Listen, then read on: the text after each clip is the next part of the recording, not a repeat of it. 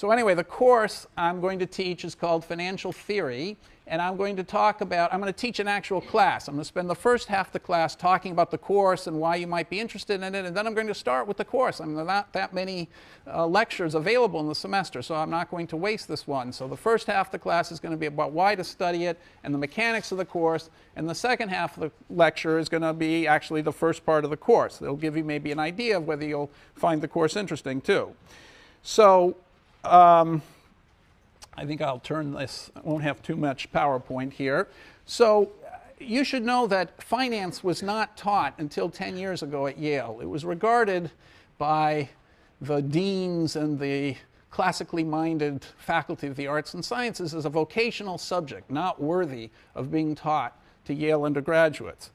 It was growing more and more famous, however, in the world, and there was a band of business school professors, Fisher Black, Robert Merton, William Sharp, Steve Ross, Myron Scholes, Merton Miller, who had a huge following in business schools teaching the subject, and whose students went off to Wall Street and more or less dominated the investment banking parts of Wall Street and became extremely successful. Finance became the most highly paid profession. It became the most highly paid faculty in the university, although they were all in business schools. There are more physics PhDs working in finance now than there are working in physics. So this merry band of financial theory professors didn't really believe in regulation. They believed markets left unfettered worked best of all. They believed in what they called efficient markets and the idea that asset prices reflect all the available possible information. So an implication of that is that if you want to find out whether a company is doing well or not, you don't have to take the trouble to read all their financial reports. Just look at their stock price. If you want to know whether a country is doing well or not, you don't have to study its entire political system and current events. Just look at the general stock market of the country, and that'll tell you. They believed that you could make as good returns in the market as a layperson as you could as an expert, because all the experts were competing to try and get the best possible price, and so the price itself reflected all their knowledge and wisdom and opinions, and so the layperson could take advantage of that by buying stocks. Everybody should be an investor, they felt. A monkey throwing darts at a dartboard would do as well as any of the greatest experts. Now, their own theory was basically contradicted by their own experience, because all of them seemed to go out into the world and invest, and almost all of them made extraordinary returns and made a huge amount of money, all of which made them even less popular in the Faculty of Arts and Sciences. So a critical part of their theory was that the markets are so efficient, driven by people like them who are competing to exploit every advantage and therefore compete away every advantage, and by doing that put all the information they have into the prices. The implication of that theory is that there's an extraordinarily clever way of computing the value of most investment assets and about deciding when a financial decision is a good thing to do or not. And that was the heart of what they taught in these business schools, these algorithms for valuing assets and making optimal financial decisions. One striking thing is that the people they studied, the business people and the investment bankers they studied, adopted their language.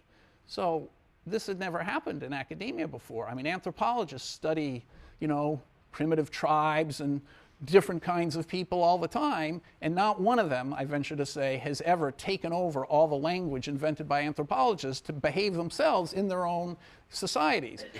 But the business people that these professors were studying ended up using exactly the language created in academia. Now, Yale was very different. There was no divide between economists and finance people, all these other, the business school finance people. At Yale, the greatest economists in Yale's history were actually very interested in finance. Maybe they were financial economists to begin with. So the greatest Yale economist of the first half of the 20th century was Irving Fisher, who you hear a lot about. He wrote possibly the first economics PhD at Yale. There was no economist to teach him, so he had to write his PhD with Gibbs. maybe the greatest American physicist of the time. There's a building, as you know, on Science Hill named after Gibbs. And you'll hear more about his dissertation in the 1890s. But he was a mathematical economist, an econometrician, but he invented almost all of his economics in order to study finance. The most famous Yale economist of the second half of the 20th century was James Tobin, a famous macroeconomist. The most famous macroeconomist possibly of the second half of the 20th century after Keynes, a great Keynesian. But he got the Nobel Prize for work he did on finance and economics. Finance was incredibly interesting to him. So Bob Shiller and I went to Yale, and we basically said to the deans, there's a long tradition of finance and economics hand in hand at Yale, and so it's not a vocational subject. It's actually central to economics and central to understanding the economy and central to understanding the global economy. So we'd like to teach it to Yale undergraduates, and we believe a few of them will actually take the course. And so they agreed to let us do it, and so we've been teaching it now for the last 10 years. So as you know, Shiller has been very critical of the business efficient markets tradition.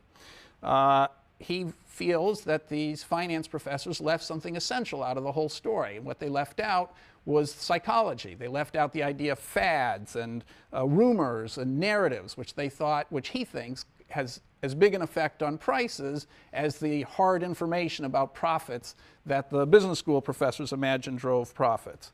I myself have been quite critical of the financial theory. I started off as a straight, pure mathematical economist. To me, economics is almost a branch of logic and philosophy that happened to tell you something about the world. So I got my PhD with Ken Arrow, who you'll hear a lot about very shortly, and I came to Yale.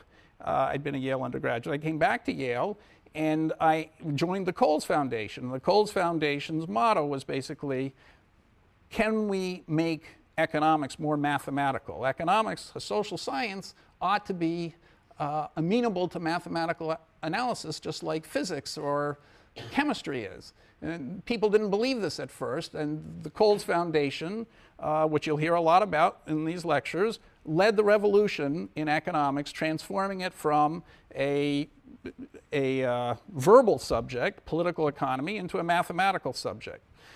Well, I decided around 1989 that since I did mathematical economics and there are all these finance people doing all kinds of mathematical things on Wall Street and doing it very successfully, you know, I thought I might just check out what they were doing.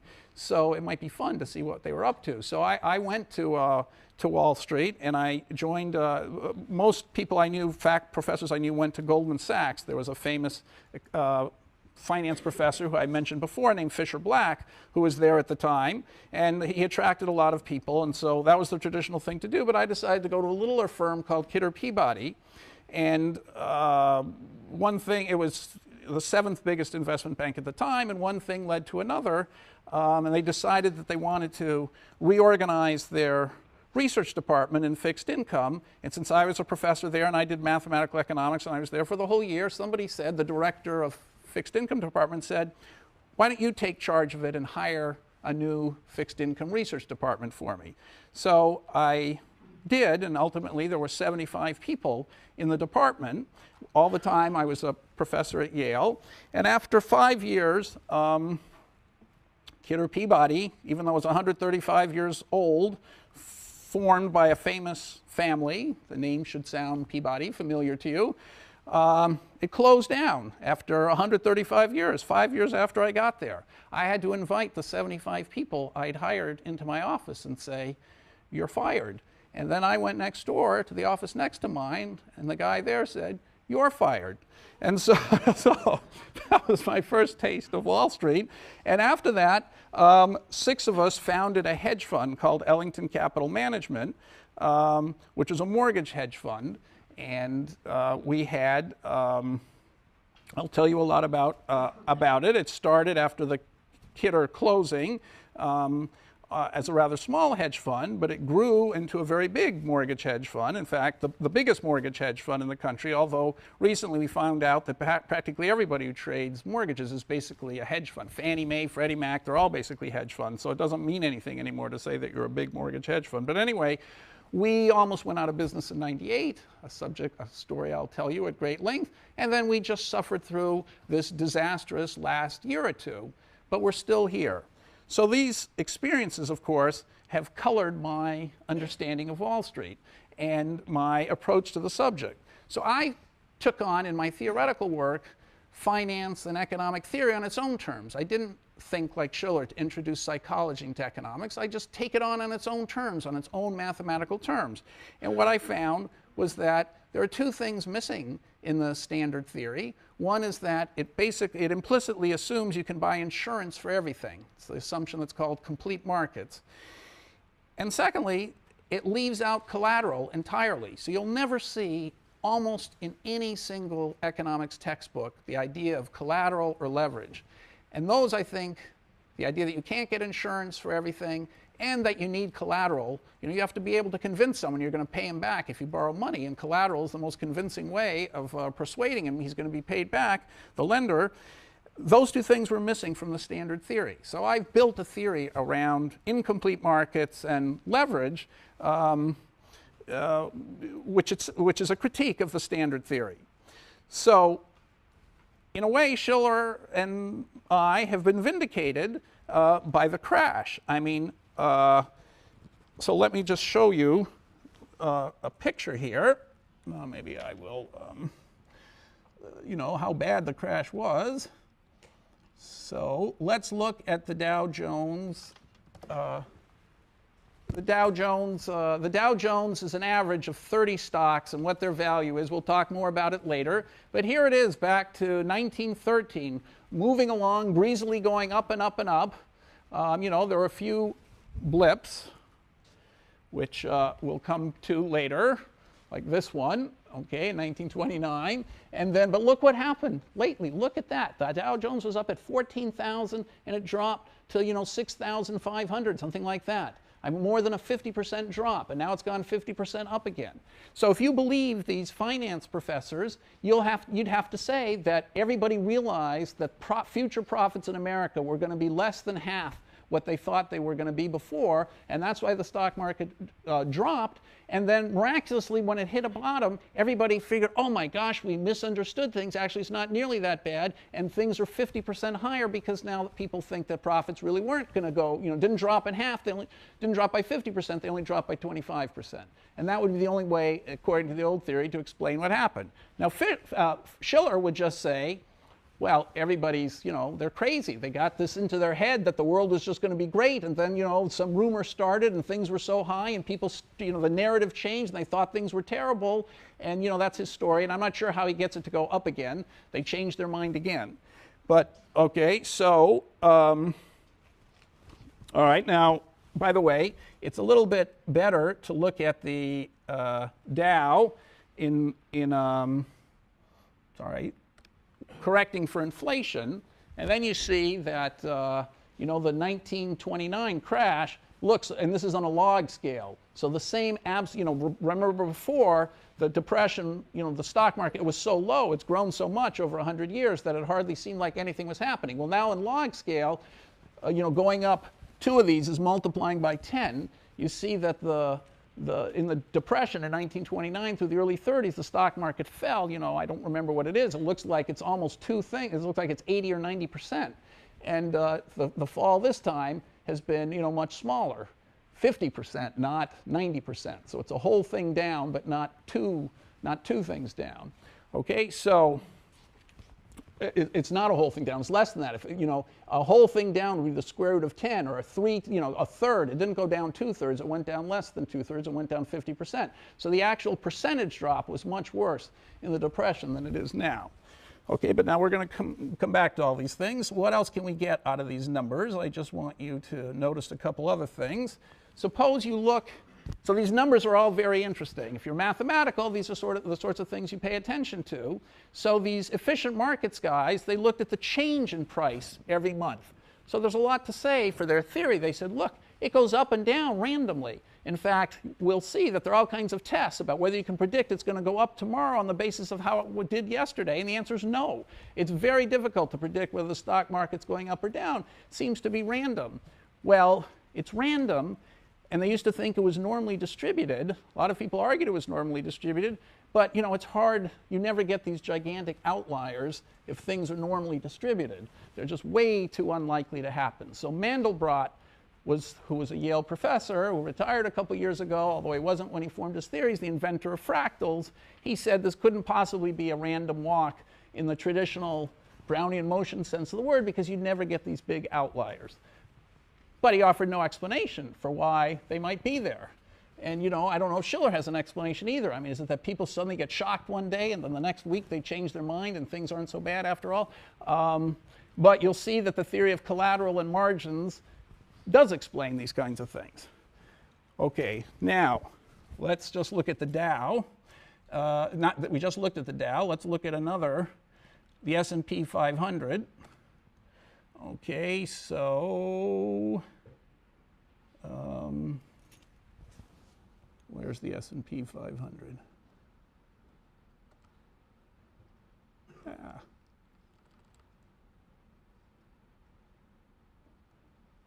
Sorry. Okay, here we go. Here's the S&P 500 data. Okay, so here's the history of the S&P 500. It looks very similar to the Dow, and now except we have longer history, back to 1871. So I just want to point out one more thing in the S&P 500. So this is an average of 500 stocks, not just 30, but it's more or less the same. But let's look at the same thing, taking the logarithm and check for inflation. Okay, so you see here that you know, there are these 4 cycles. Things seem low in 1871, they go up and they go down. Then you've got another up and a down, and then you've got another up and a down, and you've got another up and a down. 4 times the same thing has happened. Now this could be just meaningless accidents, but it will turn out that the demography of the country, the baby boom cycle, we haven't had just one baby boom, we've had 4 of them. So this cycle of stock prices happens to, you know, which is they're each time a generation long, happens to correspond exactly to the rise, the different age distribution in the population. So another theory of the stock market, which wouldn't have been entertained by these original financial theorists, is that demography has something to do with the stock market. Not information about profits and returns, but the distribution of ages in the population. So I'm not saying this theory is correct, although I was one of the proponents of it, but it shows that there's room, I think, in economics, in finance, for economic things, for demography to matter, for leverage to matter, and not just for expectations about future profits. So let me show you another picture. So this is a second way in which Shiller became famous. He said, well, look at housing prices, the Case-Shiller Housing Index. So he's also famous because he had the idea of collecting housing prices. So you know, it's quite amazing. Every town has to record, you know, by law, you have to record in the town directory, and they're often on the internet, what the price is of every sale of every house. So everybody has it. It's all publicly available on the internet, or most of it is publicly available on the internet. And nobody thought to gather all this information together and take the average and write down an index, okay, until Shiller did it. So here's the Shiller index, which is, so, all right. So you can see that housing prices were pretty stable, you know, throughout the 80s, and then at around 2000, they started taking off. So this is when the stock market was taking off too. So Shiller says this is irrational exuberance. People just went crazy. They somehow think things can never go down, and they're just going to keep going up, and they keep buying because they think things are going to go up. And it's crazy, and things are going to, you know, psychology, eventually people are going to, a new narrative is going to start. Somebody's going to say, oh, they've been going up so long, they can't continue to go up, things have to go down. Okay, and things went down. Now, I think there's something to psychology, so there was something missing in the original finance story. The finance guys, by the way, they would say, well, the rise is not so surprising. Look at the mortgage rates. This is the interest rate you have to pay if you get a mortgage. There's been an incredible decline in mortgage rates over the years. So it's easier, it's less costly to buy housing. If you take the present value of your expenditures on buying the, you just have to pay less. So that's why that you pay over a long period of time, and so the interest rate is less, and so the value of the houses is worth more because you're discounting the future benefits at a lower rate. You'll hear all about discounting later. So there's no mystery. On the other hand, they don't have nothing happened to interest rates. They kept getting lower. So there's no reason why the market should have crashed. So again, this seems like an indication for Shiller.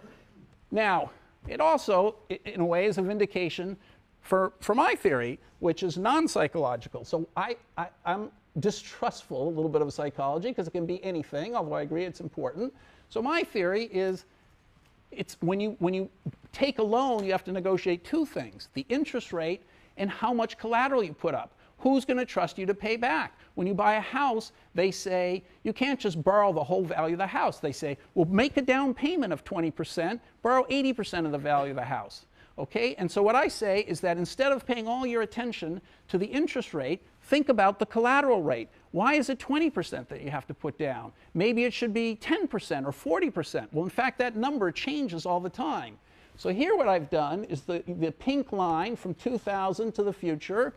That pink line is Shiller's housing index inverted. So you notice the scale on the right is the housing prices, but I've inverted it. Okay, and on the left, I have the down payment percentage. So it starts at 14. These are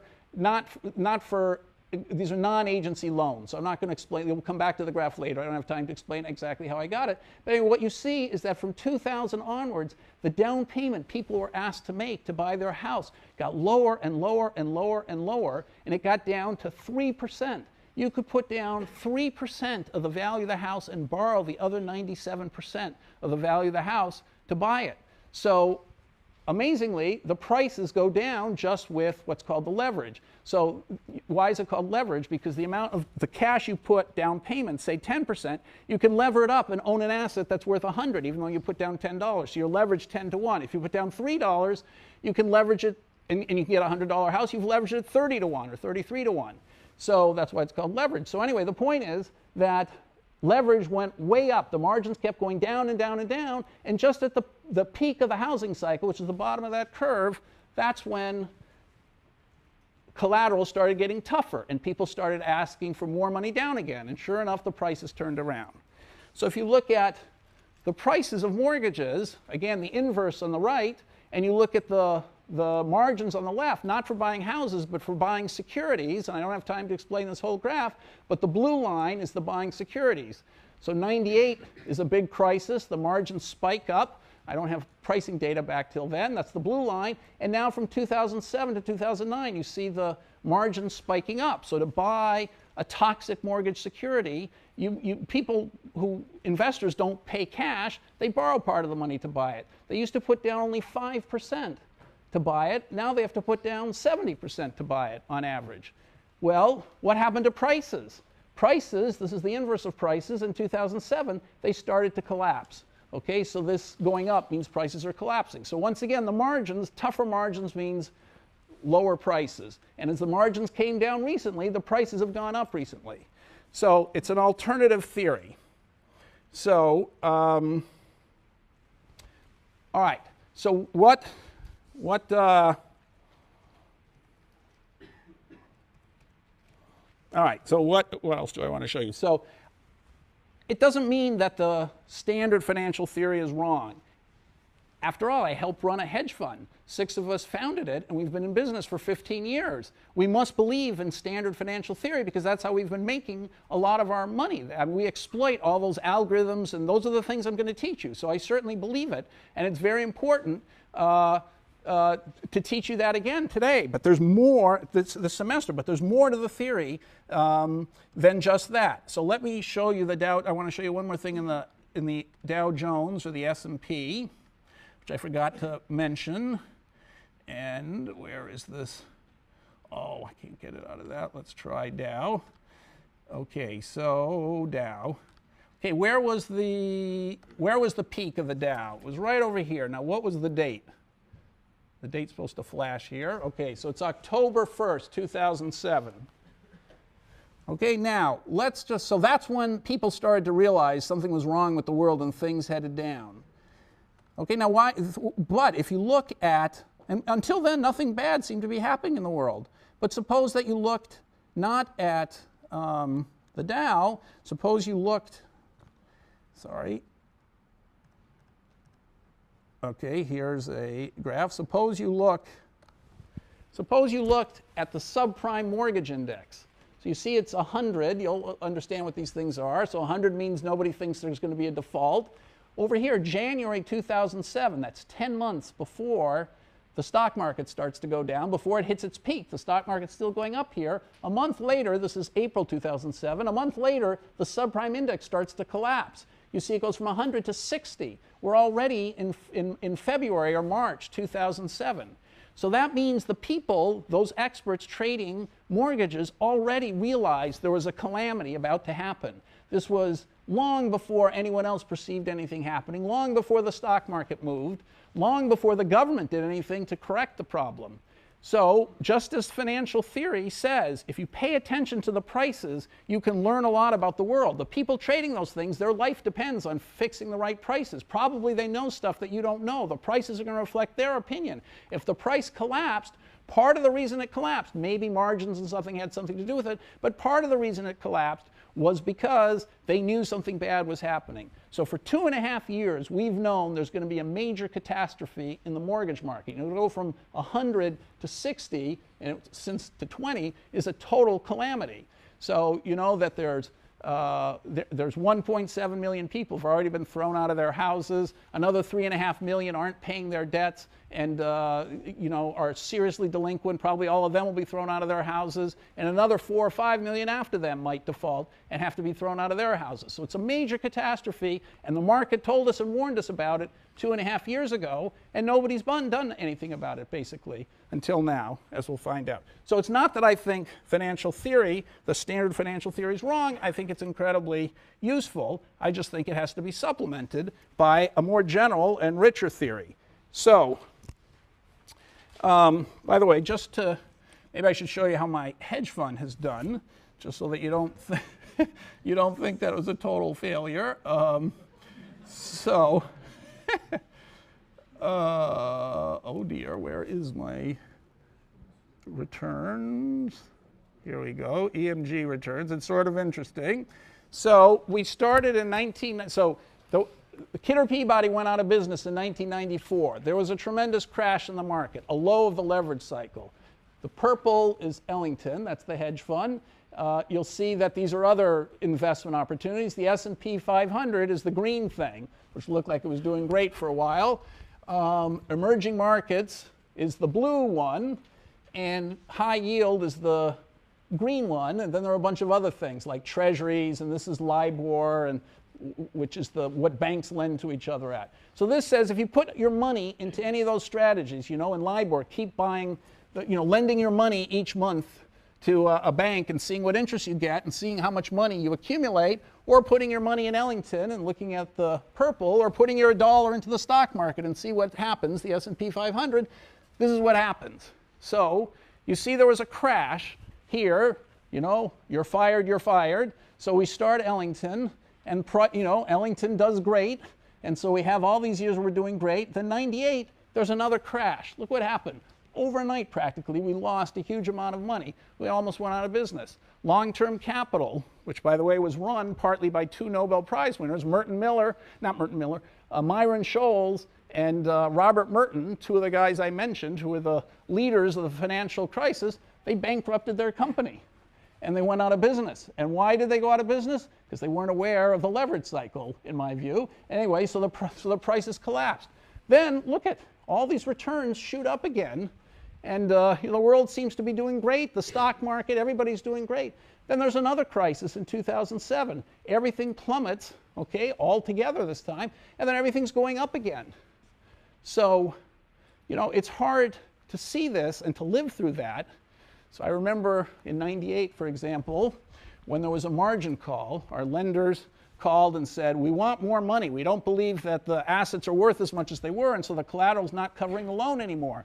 And we said, you can't make a margin call. It's not legal. You've promised not to change the margins on us for 6 months. You can't make a margin call. And they say, well, blah, blah, blah. We don't really know about that. We're making a margin call. So we called up Warren Buffett and we said, this is terrible. They're making a margin call. They can't do this. We have great bonds. There's nothing wrong with the bonds. They're just, they're going to force us to sell all the bonds to pay them the money. And how can they force us to do that? They shouldn't force us to do it. I mean, we've got great bonds. It's a great business. It's a great company. And they're going to run us out of business. You can't let this happen. Warren Buffett, why don't you buy part of the company and save us and you'll get rich and it'll be great. He says, say that again. And we said, well,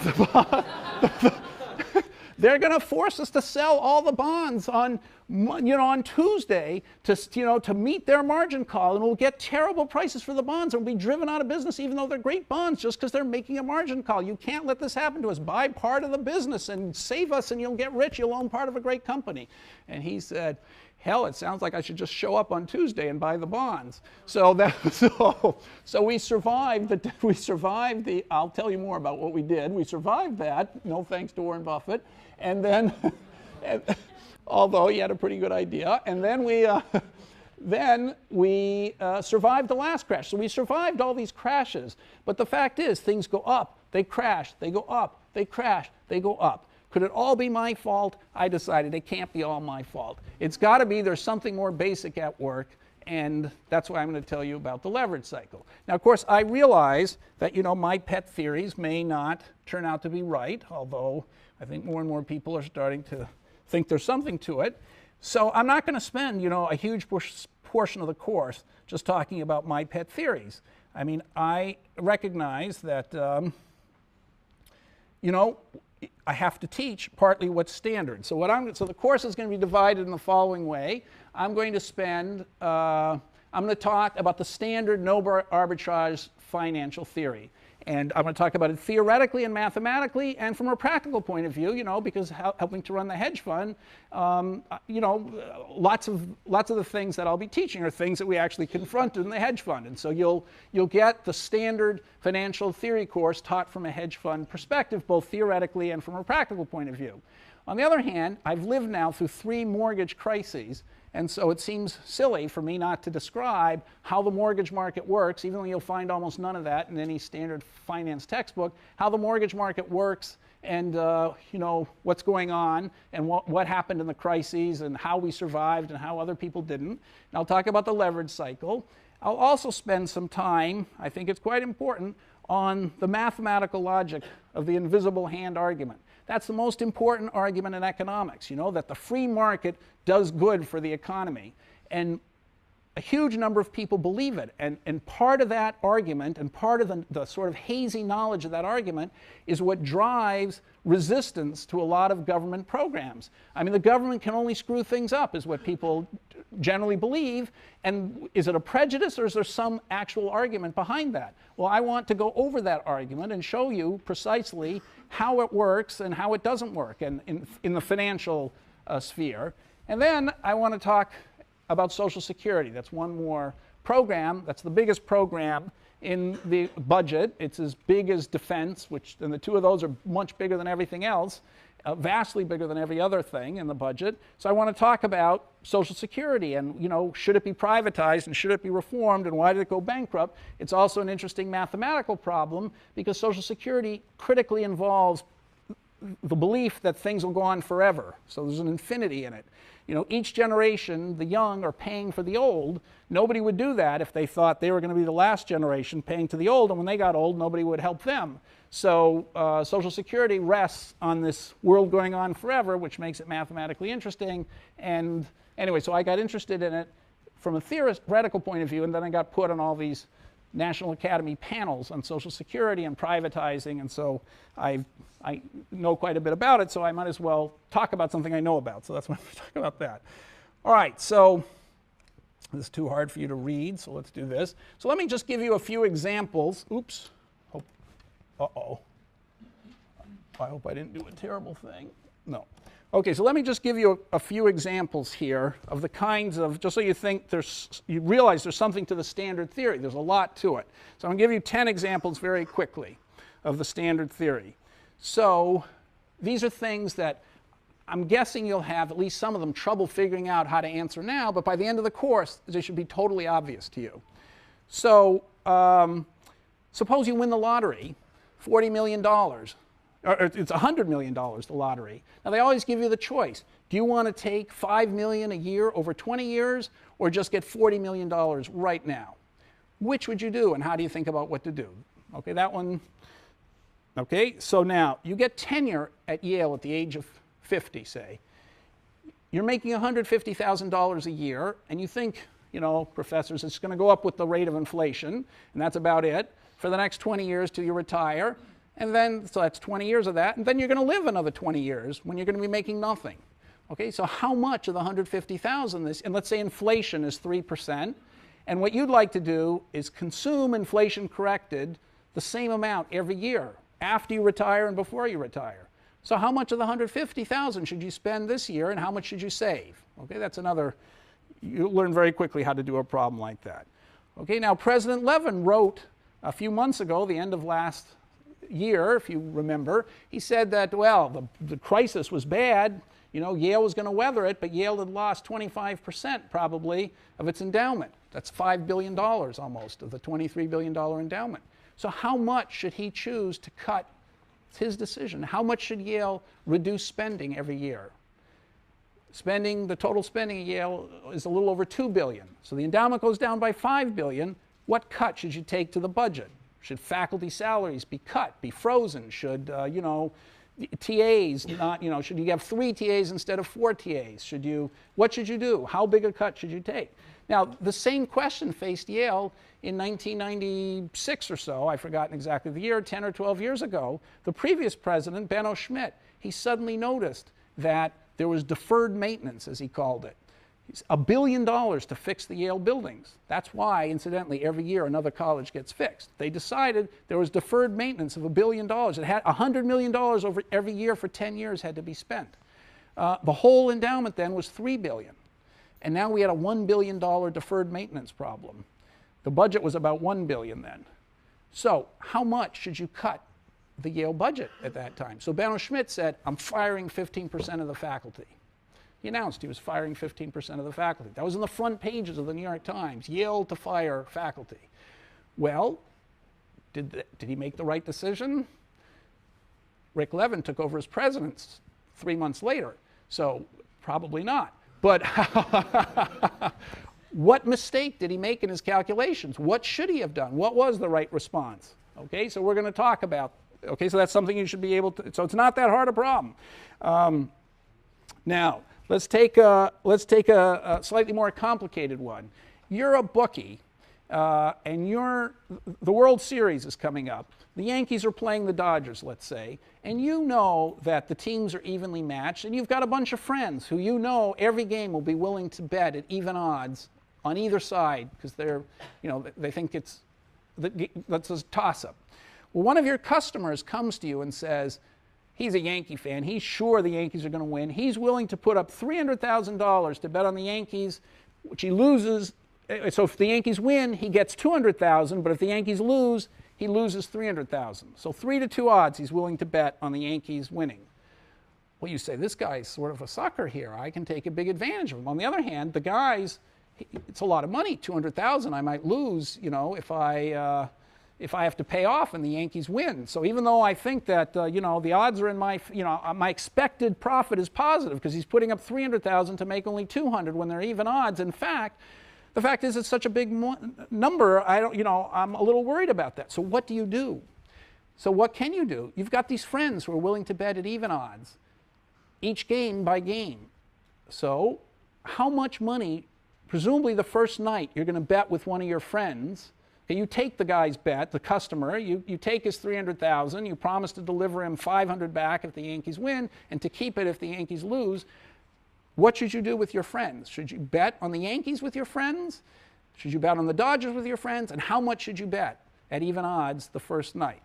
Okay, so that doesn't, so the answer is, well, I don't want to give all the answers now, but so there's a way of skillfully betting with your friends and not betting $200,000 or $300,000 the first night with your friends at even odds. You bet some different number than that, which you'll figure out how much to bet so that if you keep betting through the course of the World Series, you can never lose a penny. Okay, but how do you know how much that is? Well, that's the kind of clever thing that you're going to, these finance guys developed and you're going to know how to do. So let's do another example like that. I'm running out of time a little bit, but an example. Suppose there's a deck of cards, 26 red and 26 black cards. Somebody offers to play a game with you. They say, every time, if you want to pick a card and it's black, I'll give you $1. If it's red, you give me $1. So if I'm picking, I get $1. I'm in the black, I get $1. It's in the red, I lose $1. I have to throw away the card after I pick it. And the guy says, by the way, you can quit whenever you want. All right, so should you pick the first card? Looks like an even chance of winning or losing. Let's say you pick the first card, it's black, you win $1. Now the guy says, do you want to do it again? The deck is 26. You picked a black one, so there's 26 red left and 25 black. So it's now the deck is stacked against you. Should you pick another card? Well, it doesn't sound like you should pick another card, but you should pick another card. And I can even tell you how many cards to pick. Even if you keep getting blacks, you should keep picking and picking. So how could that be? It sounds kind of shocking. Well, it's going to turn out to be very simple for you to solve halfway through the course. So let's a more basic question. Let's suppose that there are 30-year mortgages now you can get for 5.75% interest. There are 15-year mortgages you can get for less, like 5.3% interest. One's lower than the other. Should you take the 15-year mortgage or the 30-year mortgage? How do you even think about that? Why do they offer one at a lower price than the other? Okay, one more example. Suppose you're a bank and you hold a bunch of mortgages. That means the people in the houses you've lent them the money. They're promising to pay you back. And you value all those mortgages at $100 million. The interest rates go down. The government lowers the interest rates. Half of them take advantage to refinance that, pay you back what they owe, and they refinance into a new mortgage. So now you've only got half the people left. Let's say all the people had the same size mortgages and everything. Half the people are left. Is that shrunken pool half as big as the original pool? Is that worth 50 million, half of what it was before, or more than 50 million, or less than 50 million? How would you decide that? Again, this is a question which might be a little puzzling now, but actually you should be able to get the sign of that today even, and we'll start to analyze it. So that's what mortgage traders have to do. They see interest rates went down, a bunch of people acted. The people who are left in the pool are different from the people who started in the pool. Now we've got to revalue everything and rethink it all. So how should we do that? Okay, let's say you run a hedge fund and some investor comes to you and says, oh, things are terrible. Look at all the money you lost from me last year. I know you're doing great this year and you've made it all back that you lost last year, but I don't want to run that risk. So I want to give you my money, $1 billion. I want to get these superior returns you seem to earn, but you have to guarantee that you don't lose me a penny. I don't want to run any risk. I want a principal guarantee, it's called, that when I give you $100, I'll never you'll always return my $100 and hopefully much more, but never less than $100. So is there any way to do that? Or you know that you've got a great strategy, but of course it's risky. You could lose money. You've lost money a bunch of times before. So how can you guarantee the guy that he'll get all his money back and still have room to run your strategy? Well, it sounds like you can't do it. But of course, a lot of people want to invest that way. So there must be a way to do it. So you'll figure out, we'll learn how to do that. So 3 more short ones. A scientist discovers a potential cure for AIDS.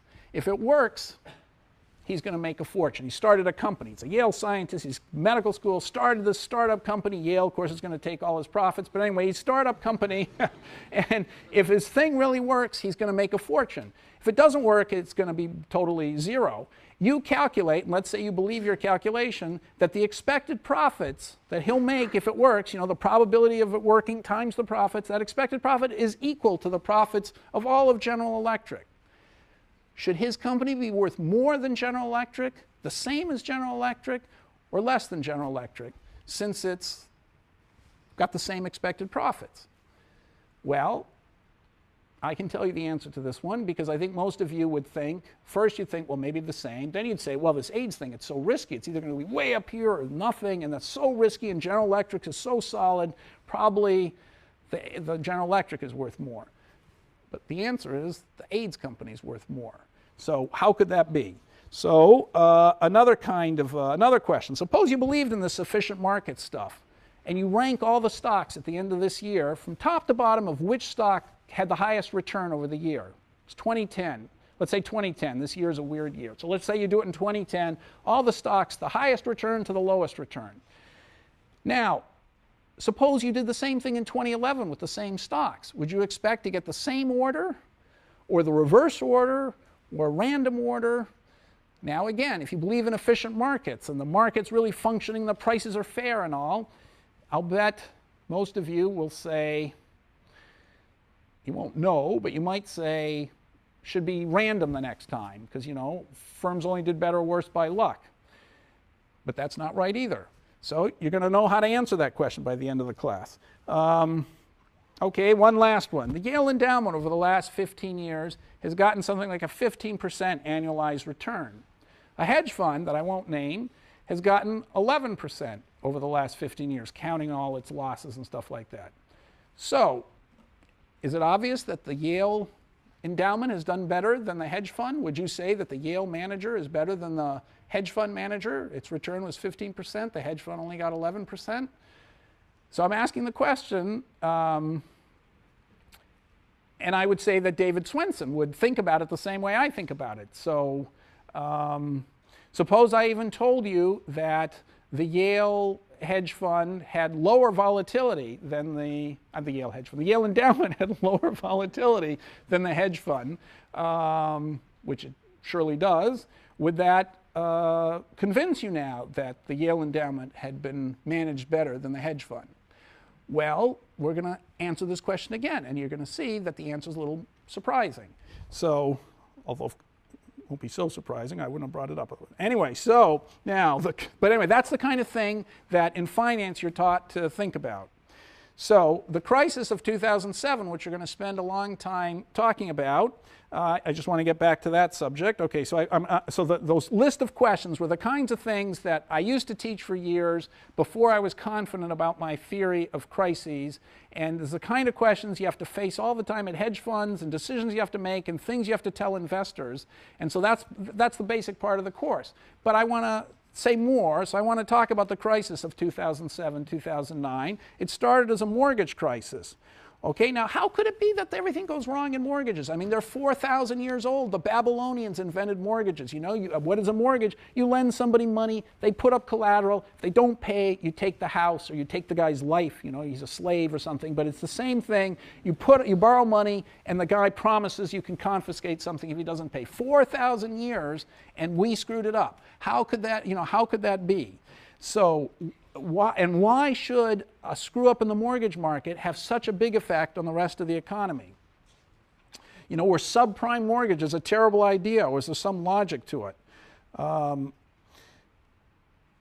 how did we get out of the crisis?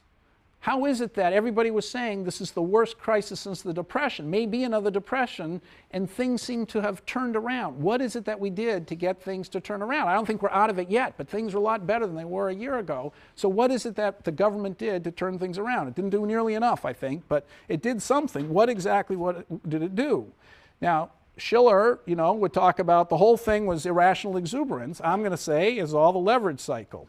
But anyway, so that's the mortgage crisis. Now, are free markets good? Okay, I want to talk about the argument. The argument was first made by Adam Smith about the invisible hand. The modern mathematical argument is Ken Arrows, my thesis advisor. And, of course, everybody knows that monopoly and pollution and things like that interfere with the free market, and they have to be regulated.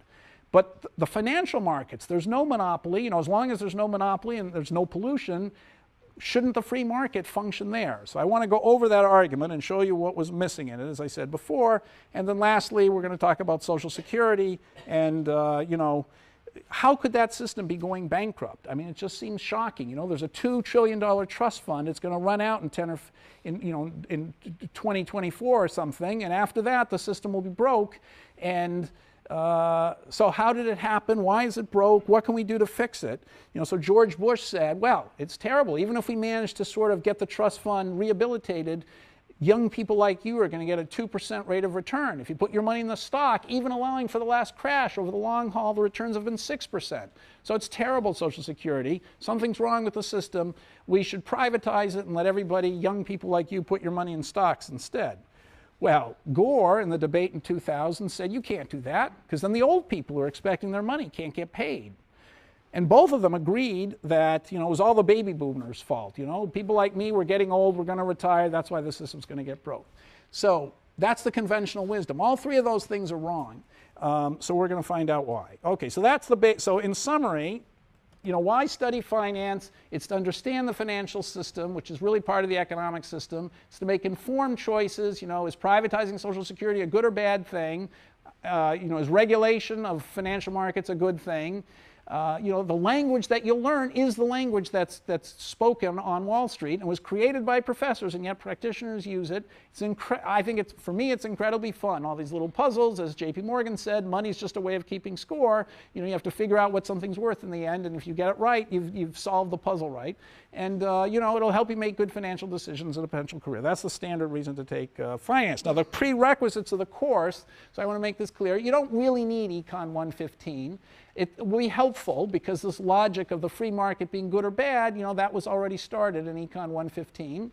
Oh, that's what they call it now, right? It's still called 115. All right. So I used to teach it, but I haven't done it for years. So anyway, what you really need is mathematical self-confidence. It's not going to be high math. It's going to be simple math, but it's relentless over and over again. And I can tell you that every year there's the 5% of this, of you, let's say 5 or 10 out of the 100, 20 are going to just get bored doing problem after problem, and you're probably not that, those 10 maybe haven't that much experience doing it, don't feel very confident doing it. Stop coming to the class and then really have no idea what's going on. So if, my sister is probably much smarter than I am, but she doesn't like math.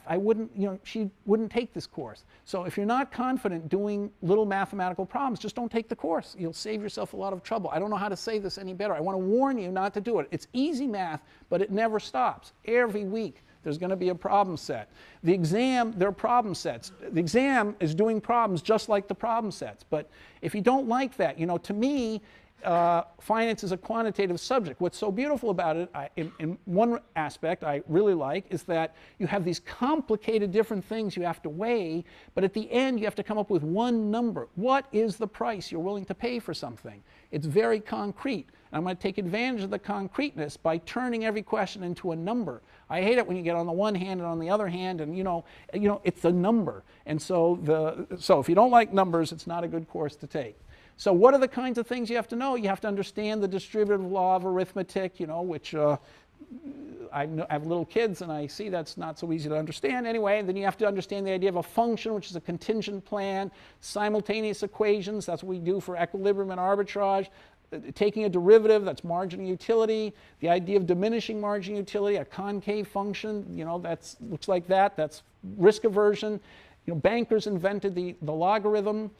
Compound interest, you have to know what taking the logarithm and the exponential means, and you have to understand how to take probability weighted averages of things, and we're going to use Excel for a lot of the problems, which we'll teach you, which you can learn by the end of a day. You'll be better at it than I am. My office hours are 4 to 6. My secretary's assistant is Rende. There's an accent missing, as she always tells me. Wilson, she just started 3 days ago, but I'm sure she'll be great. There are going to be 2 lectures a week and a TA section. So every Tuesday there'll be a problem set, starting this Tuesday, due the next Tuesday. There'll be 2 midterms. There's a lot of stuff to learn, and so I found, everybody I think agrees who's taken the course, if you take the midterm, it'll focus your mind and make it a lot easier. So I give 2 of them. So you only have half the course to study. It makes the final much easier to study for. I recognize that some of you will have problems on one of, especially the first midterm, and if you do vastly worse in one exam than the rest, I'll tend to ignore that.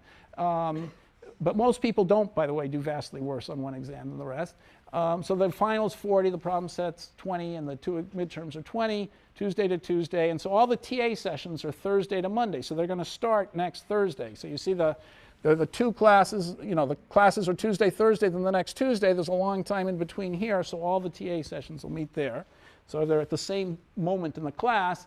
I don't have there are all these textbooks, all by the Nobel Prize winners, all by those financial greats. You can buy any one of them, but I have my own lecture notes because, as I say, I teach a slightly unconventional course, and there's a huge list of books on the crisis. And some of them are incredibly interesting and fun, and so they're all on the reading list you can take a look at.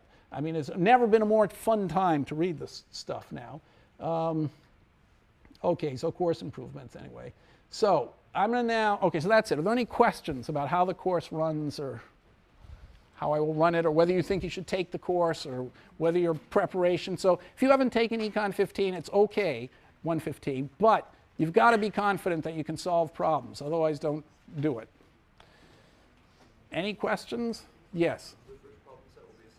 Yeah, so next Tuesday, it's going to be due the Tuesday after. So I know that's early, but you probably already know whether you're going to take the course or not. Yes? Will I teach it next year? Actually, I probably won't because I'm going to go on leave. But I might, but probably not. But someone else will teach it. Yep. I don't really suggest, they're all good. So they're all famous people who've written. The books are they're trying to sell copies, so they're pitched at a quite low level, but they're very good. So I would, any one of them is good. Miller's book, Merton's book is good. So is Steve Ross is a friend of mine. He used to teach at Yale, so his book is good. So any one of those is very good, but they're not quite at the same mathematical level because they're trying to sell, thousands of books, and they stick pretty closely to this financial view of the world that everything's efficient. Yes?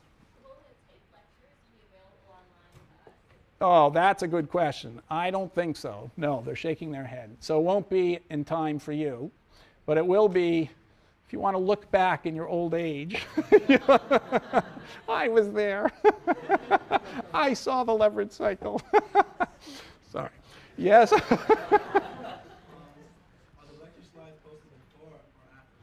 Oh, the lecture notes are all posted already before the class. So the first 12 of them are there, and I'm changing them each year, so there'll be some change. So last year's first 12 are there, and they might change a little bit, but you can already get an idea of what they're about. This first lecture is not on, but the rest of them are. Any other questions? Yes? When do we send up for the TA sessions? Oh, you should be signing up now. I think I don't know how to do this. It's online or something, right? You sign up online. Yeah, so you should pick your sections. We might add another section if all of you stay, but probably you won't. So, but if we do, we'll add another TA section. Okay, yes? What's the grade distribution? The grade distribution, I don't know. The standard Yale junior level course grade distribution, which is, when I was at Yale, things were much, things were much tougher. But so it's the standard distribution. I don't remember it offhand, but I'll tell you all about the distribution at the midterm. So there'll be a midterm before you have a chance to you have a chance to drop the course after the midterm, and then there'll be another midterm right at the end of the course. Yes. What level of math, the type of math would you be comfortable with taking the course? Okay, I was trying to say that. I'm glad you asked me again. So I went over the things you have to know. You have to be able to take, if you have 3x minus 4x squared, you have to be able to take the derivative of that, which is 3 minus 8x. If you've got the log natural of x, you have to take the derivative. It's 1 over x. If you've got 3x plus 5 equals 10 and 2x minus 7 equals 12, you have to be able to solve that simultaneous equation. So that's the kind of thing you have to do. And you have to be able to do it quickly and with total confidence that you're doing it right. And for many of you, that's no problem. But for some of you who are maybe even smarter than everybody else, that's a problem. And so you'll have to judge yourself whether you can do that comfortably, so you don't have to worry about the mechanics of doing that. You can think conceptually about what the question is asking. All right, I want to do one. Now we have, when does this end? 10 of or quarter of or? 10 of. Okay, so we have 13 minutes. So I want to end with one experiment. So, BA, can you help me with this? So this is something we're not going to have time to figure out the answer to, but so okay. So what so I need 16 volunteers. How about the first 2 rows? Why don't you just volunteer? You'll survive, and I know it's a drag, but you'll do it. Okay. So what I'm going to do now is I'm going to run an auction. So please stand up, and 8 of you go to this side, and 8 come over here. That's okay. You'll be okay. I know everyone's reluctant to do this, so I only need 16. Big A, help me count them. 2, 4, 6, 8. Okay, you guys have to come the other way. The TAs aren't going to participate. You don't need to. Yeah. You're not in this, right? No. 2, 4, 6, 8. So we only need 8. Would you? Okay, wait, one of you both sat down. So would you like to participate? Come on, we could use another woman here. Okay, 2, 4, 6, 8. There are 8 of them? Okay, so can you mix these up? There are going to be 8 sellers and 8, you say seller, right? Buyer. So shuffle them up and hand one to each. Okay, so we've got 8, and these are the football, they're selling. So we've got 8 sellers and 8 buyers. And I don't know whether you've ever seen this experiment before. I didn't. But shuffle them, right? They're all sellers, but you got to shuffle them. On the other side is a number. Okay, so we've got 8 sellers here and 8 buyers. So each seller knows what his football ticket is worth, or her. So please take one. Thank you. I'm not giving you so much. Oh, you have a seller one? That's bad. Yeah. I'm blind. Thank you. Buyer, thank you. Does this say buyer and buyer? Okay, you should be one short. Here's an extra. Okay. Okay, so there are 8 sellers and 8 buyers. They've got the football tickets. Each of them knows what the football ticket is worth to her. Okay, there are 3 women here, only 2. So these are the hers. Each one of them, she knows exactly what it's worth to her. So say it's 15. Football ticket's worth 15. Now, if she can sell it for more than 15, she's going to do it. She's going to make a profit. If she sells it for less than 15, she's not a very good trader. Okay? She's not going to do that. She's going to say, if I can get more than the football ticket is worth, I'm going to sell it. If I can't get more than it's worth, I won't sell it. Okay? So everybody knows what the football ticket is worth to herself. All these guys, they know what the ticket is worth to them. So say someone thinks it's worth 30. That guy's going to say, if I can get it for less than 30, like for 15, I'm going to get it. If I can get, that'll give me a profit of 15. If I can only get it for 40, I'm sure not going to do that because I'm paying more than I think it's worth. Okay, so you all got that? You have a reservation value yourself. You don't want to pay more than it's worth because then you're losing money. And they want to sell it for more than they think it's worth because then they're making money. Okay, so nobody knows anybody else's valuation. The information is distributed completely randomly across the class. Now, this is a famous experiment. I'm not the first one to run it, although I've done it for 10 years. I do it in my graduate class and my undergraduate class. The undergraduates, by the way, always do better than the graduate students. But anyway, so this knowledge is distributed in the whole environment. And we're going to see what happens when I start a chaotic interaction between all of these 16 people. What's going to happen? And you would think it'd be total chaos and nothing sensible is going to happen. And if that does happen, it'll be very embarrassing for me. But what the efficient markets guys would say is something amazing is going to happen. The market is going to discover what everybody thinks it's worth and figure out exactly the best and right thing to do, and that's what's going to happen. Now, it's hard to believe that with this little preparation that you've had, zero training, 0 experience, and they're only going to have 2 minutes to do this. So you see the class has got 8 minutes to go. You're going to miss the grand finale. Anyway, so you're only going to have 8 minutes to go. So with only 2 minutes of trading, they're going to get to a result which, if I had to do it myself and read all the numbers and sort them out and sort through them, would take me much more than 2 minutes. And all this is going to happen in 2 minutes. It's hard to believe. It probably won't happen this time. So here are the rules. I'm going to put you all together. Start inching your way towards each other. Okay.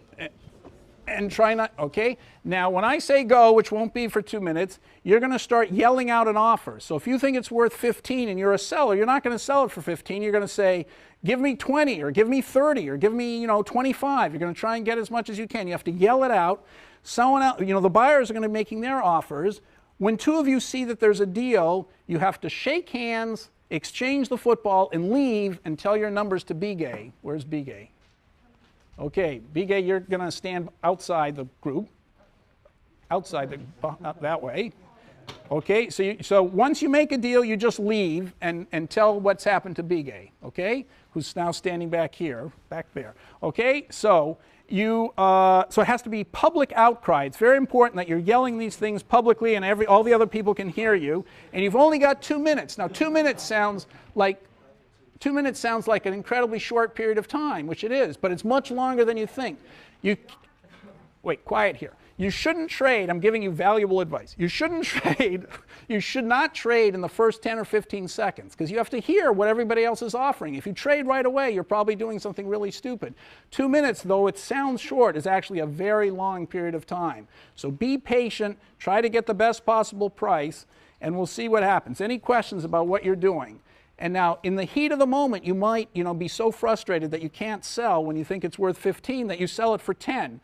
I'm going to expose you in front of all these people if you do that. So keep track of what you think the thing is worth. All right, any questions, anybody, about what is going on? Okay, so you have 2 minutes. Is there a second hand there? I can't see it. No? It's on the, where is it? It's on the 3. Okay, I think I see something. Okay, so when it gets to the 4, we're going to start. So start, go.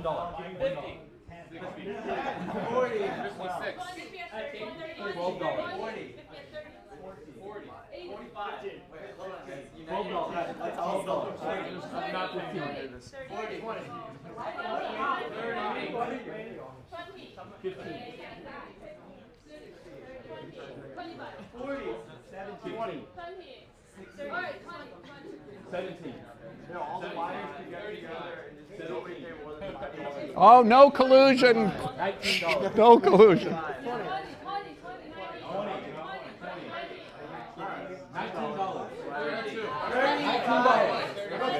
Okay, come out and tell Bigay. If you made a deal, tell Bigay.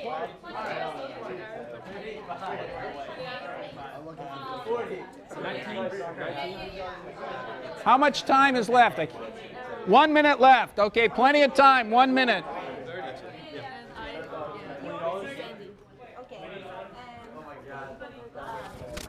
Okay, any other deal made? Write down the price and the two, what price they agree.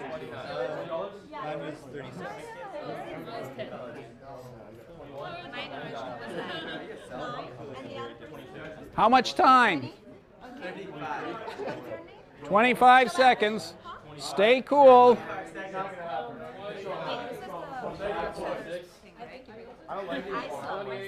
How much time? How much time? I can't see it. 15. Stay cool. Don't make any mistakes. 10. 5, 4, 3, 2, 1, stop. Okay. Did you get all the numbers? No, not yet. How much was it? 20. You can say Keown. I saw it to you. I saw it to her. Are you the seller? We're different there. Okay. Give me back the tickets. Okay, give me back the tickets and the. Designed this to make it look bad on camera. No, you're going to look great on camera. I hope so. You are. We're the guys who knew to hold out. Okay, give me all the tickets back. The collusion worked. All right. It's a good idea. 5 was 40. Okay, Bigay, are you getting done there? Okay, all the tickets, I need them all back, all the stuff. God, your big folders here. You know, these tickets have lasted 10 years until you guys took over. Okay, there they're all crumpled up. Okay, all the tickets. Here, I need them all back. Okay, you can sit down now. Everybody's reported in.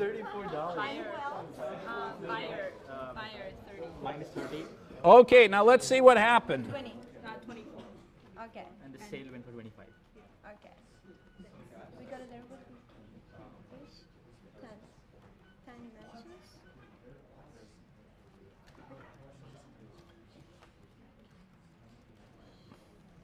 Okay, you got them all?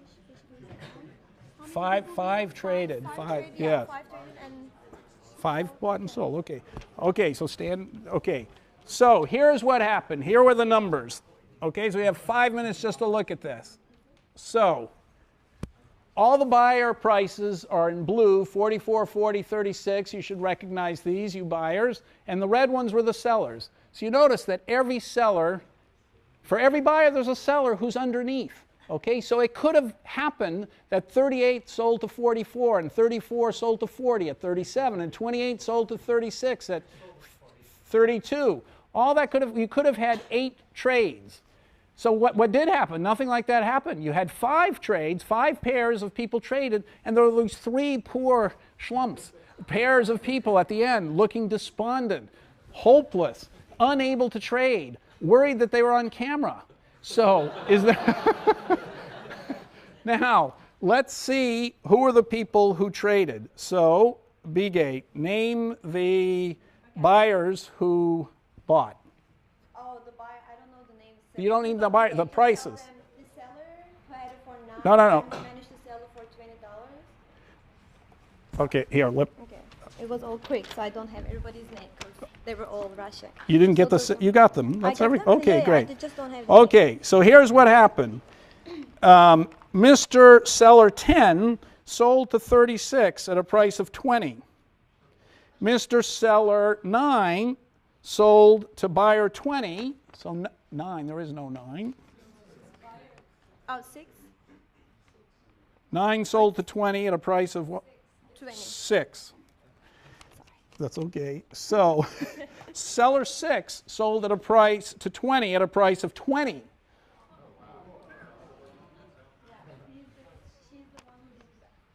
No, buyer 20 paid 20.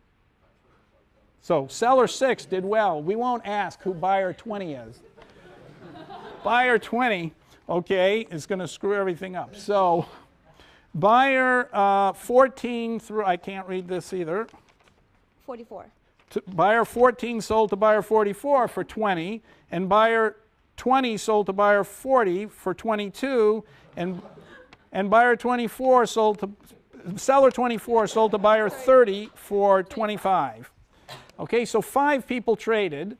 Now, which 5 were they? The sellers were 10, 6, 14, and 24. 1, 2, 3, 4, 5, the bottom 5. The 5 buyers were 36, 20, 44, 40, and 30. So basically, the 44, 40, 36, 30, 26 didn't buy, 20 bought instead. So if you look at it, so it's not quite the way theory would have predicted, but almost. If you look at it,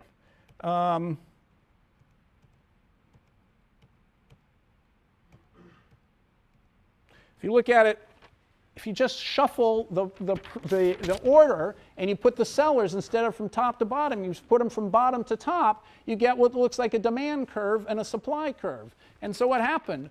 All these 5 people ended up selling. 1, 2, 3, 4, 5. Those were exactly the sellers. The price they sold for was all between 20 and 25, and the 5 buyers were 44, 40, 36, 30. 26 didn't manage to buy, but 20 bought. So basically, what is the theory of the free market? The theory of the free market says this chaotic situation where they had less than 2 minutes to decide what to do could be analyzed as if you put a demand curve together with a supply curve, and there was one price that they miraculously knew. Here it should have been 25. It turned out to be 20 or 22 that all the trades took place at. At that one price, you get all the trades happening. The people who have the highest valuation buyers, they're the ones who get the tickets. The people with the lowest valuation sellers sell it. So the people who end up with the tickets are these red guys at the top and the blue guys at the top. All the tickets go from the least good guy, least people who value the stuff least to the people who value it more. So the market has done an extraordinary thing. In 2 minutes, so there was one mistake. Mr. or Miss 20, whose identity we are protecting, although I'm searching the faces, Mr. or Miss 20 got a very bad deal. She or he, let's say he, bought at 20 when the value was 20. That was a horrible deal. So he shouldn't have, he didn't get any extra out of it. So he should probably have only bought if the price were lower, and then 26 would have bought instead of 20. So 20 sort of squeezed his way into the market. So 26 and 20 between them, somehow there was a slight inefficiency. But basically, with no training, no background, no practice, these 16 undergraduates managed to reproduce. They gathered all the information in the whole economy, and they discovered who were the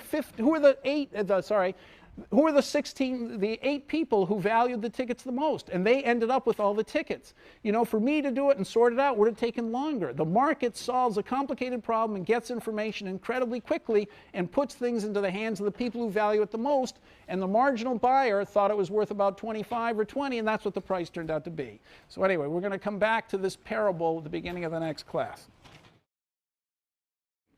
So anyway, the course I'm going to teach is called Financial Theory, and I'm going to teach an actual class. I'm going to spend the first half of the class talking about the course and why you might be interested in it, and then I'm going to start with the course. There are not that many lectures available in the semester, so I'm not going to waste this one. So the first half of the class is going to be about why to study it and the mechanics of the course, and the second half of the lecture is going to be actually the first part of the course. It'll give you maybe an idea of whether you'll find the course interesting too. So I think I'll turn this, I won't have too much PowerPoint here. So you should know that finance was not taught until 10 years ago at Yale. It was regarded by the deans and the classically minded faculty of the arts and sciences as a vocational subject, not worthy of being taught to Yale undergraduates. It was growing more and more famous, however, in the world, and there was a band of business school professors, Fisher Black, Robert Merton, William Sharp, Steve Ross, Myron Scholes, Merton Miller, who had a huge following in business schools teaching the subject, and whose students went off to Wall Street and more or less dominated the investment banking parts of Wall Street and became extremely successful.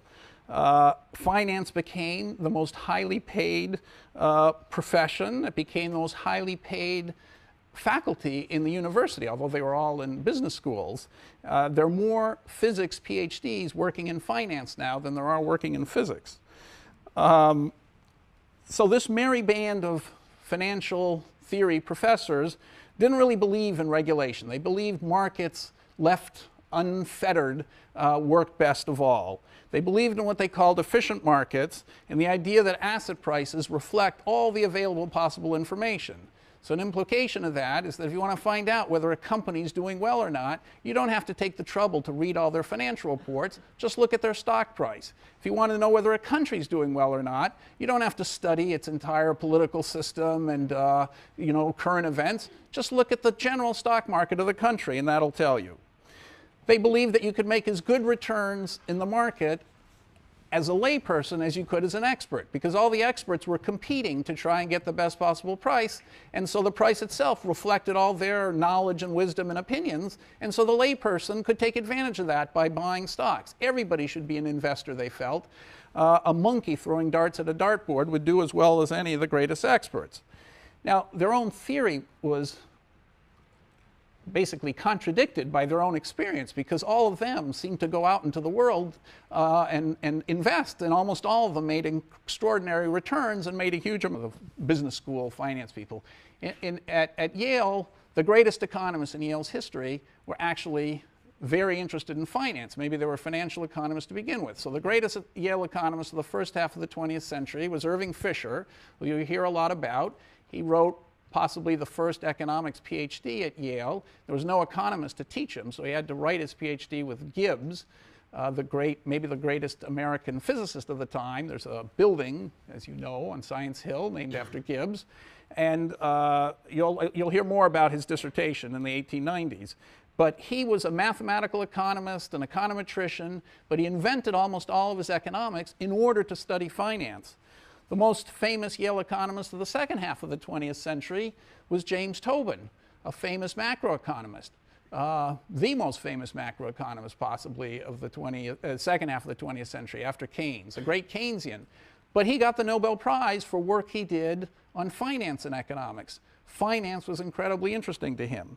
So Bob Schiller and I went to Yale, and we basically said to the deans, there's a long tradition of finance and economics hand in hand at Yale.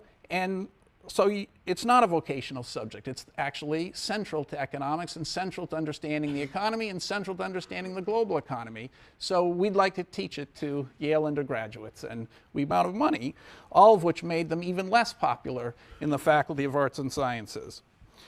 So a critical part of their theory was that the markets are so efficient, driven by people like them who are competing to exploit every advantage and therefore compete away every advantage, and by doing that, put all the information they have into the prices.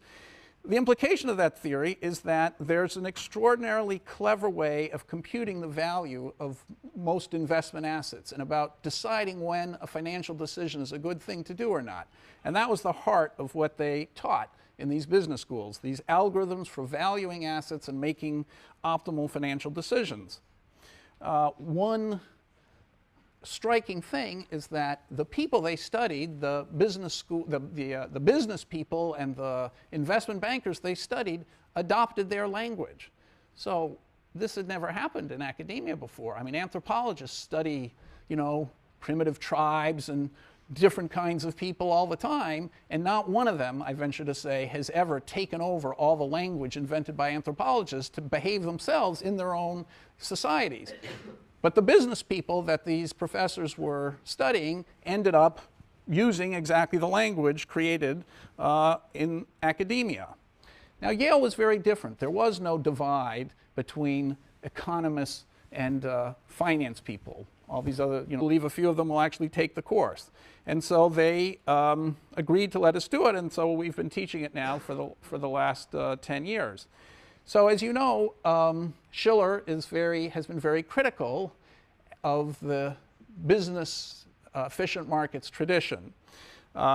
He feels that these finance professors left something essential out of the whole story, and what they left out was psychology. They left out the idea of fads and rumors and narratives, which he thinks has as big an effect on prices as the hard information about profits that the business school professors imagine drove profits.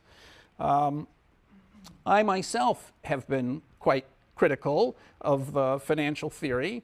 I started off as a straight, pure mathematical economist. To me, economics was almost a branch of logic and philosophy that happened to tell you something about the world. So I got my PhD with Ken Arrow, who you'll hear a lot about very shortly, and I came to Yale. I'd been a Yale undergraduate. I came back to Yale, and I joined the Coles Foundation. The Coles Foundation's motto was basically, can we make economics more mathematical? Economics, a social science, ought to be amenable to mathematical analysis, just like physics or chemistry is. And people didn't believe